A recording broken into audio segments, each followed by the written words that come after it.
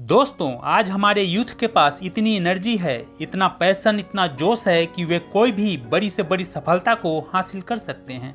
कामयाबी की शिखर तक पहुंचने की भरपूर क्षमता है उनमें, लेकिन फिर भी अधिकांश नौजवान सिर्फ सोचने और विचार करने में ही कई कई साल यूं ही व्यर्थ गंवा देते हैं। आप खुद एनालाइज करो, पिछले 1 साल या 2 साल में कितने सारे काम को करने के बारे में आपने सोचा कि ये करेंगे तो वो करेंगे। कितने सारे आइडिया आपके दिमाग में आए, लेकिन क्या आपने उन पर कोई एक्शन लिया? अधिकांश व्यक्ति जीवन में कुछ बड़ा करने के बारे में सिर्फ सोचते रह जाते हैं और कोई पक्का डिसीजन व एक्शन ले ही नहीं पाते हैं। दोस्तों, एक ऐसा ट्रैप है, एक ऐसा जाल है जहां 80 से 90% लोग फंस कर रह जाते हैं। एक स्टूडेंट जब सोशल मीडिया पर कुछ कामयाब इन्फ्लुएंसर को देखता है तो उसे लगता है कि वो भी ऐसा क्यों नहीं कर सकता।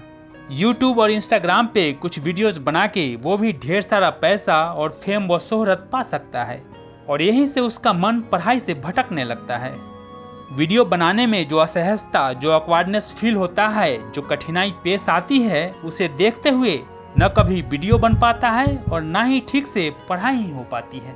लेकिन इनमें से कुछ लोग ऐसे होते हैं जो कूद पड़ते हैं, अपनी असहजता, अपनी शर्म और हया से लड़कर, उसका त्याग कर 5 से 10 वीडियो बनाकर अपलोड कर देते हैं। पर जब व्यूज और रिस्पॉन्स नहीं आता तो फिर हताश होकर गिव अप कर देते हैं। परंतु इनमें से भी कुछ एक नौजवान कभी हार नहीं मानते, साम दाम दंड भेद ऐसे नहीं तो वैसे प्रयास में लगे रहते हैं और अपना रास्ता बना ही लेते हैं। सोशल मीडिया के चकाचौंध से इन्फ्लुएंस होकर जो युवा ठीक से पढ़ाई नहीं कर पाते और ना ही सोशल मीडिया इन्फ्लुएंसर बन पाते हैं, ऐसे बहुत सारे लोगों को लगता है कि पैसा कमाना बहुत जरूरी है और इसका सबसे आसान तरीका है स्टॉक मार्केट।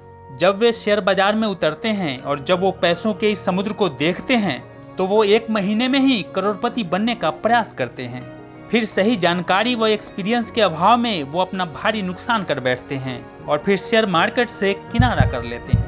लेकिन यहाँ भी 5 से 10% लोग हार मानने के बजाय इसे सीखते हैं, समझते हैं और फिर 1 महीने में करोड़पति बनने के बजाय 5 साल में करोड़पति बनने का रोड मैप बनाकर धीरे धीरे आगे बढ़ जाते हैं। दोस्तों, बहुत सारे नौजवान जो ना ठीक से स्टडी कर पाते हैं, ना यूट्यूबर या इंस्टाग्रामर बन पाते हैं और ना ही शेयर बाजार समझ में आता है, वो सोचते हैं कि अपना बिजनेस करते हैं, कोई स्टार्टअप शुरू करते हैं और फिर अधिकांश लोग सोचते ही रह जाते हैं और कुछ लोग पहली असफलता के बाद ही हाथ खड़े कर देते हैं।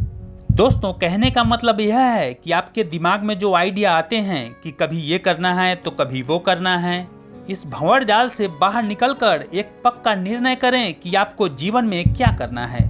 और एक बार जब आपने डिसाइड कर लिया, फिर उस फील्ड से रिलेटेड नॉलेज व स्किल डेवलप करें, उसमें अपनी पूरी ताकत झोंक दें और जी जान से निरंतर प्रयास करें तो सफलता निश्चित ही प्राप्त होगी।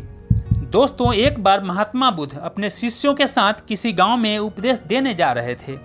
गांव के उस रास्ते में जगह जगह बहुत सारे गड्ढे खुदे हुए थे। उन गड्ढों को देखकर एक शिष्य को जिज्ञासा हुई तो उसने महात्मा बुद्ध से पूछा, बुद्ध, आखिर इस तरह गड्ढे के खुदे होने का क्या तात्पर्य है? बुद्ध बोले, पानी की तलाश में किसी व्यक्ति ने इतने सारे गड्ढे खोदे हैं। यदि वह धैर्य पूर्वक एक ही स्थान पर गड्ढा खोदता तो उसे पानी अवश्य मिल जाता, पर वह थोड़ी देर गड्ढा खोदता और पानी न मिलने पर दूसरा गड्ढा खोदना शुरू कर देता। उसने परिश्रम तो पूरा किया, परंतु एक निश्चित स्थान पर नहीं किया, अलग अलग किया। दोस्तों, हरिवंश राय बच्चन जी लिखते हैं कि मदिरालय जाने को घर से चलता है पीने वाला, किस पथ से जाऊं असमंजस में है वह भोला भाला। अलग अलग पथ बतलाते सब, पर मैं यह बतलाता हूँ, राह पकड़ तू एक चला चल, पा जाएगा मधुशाला। All the best.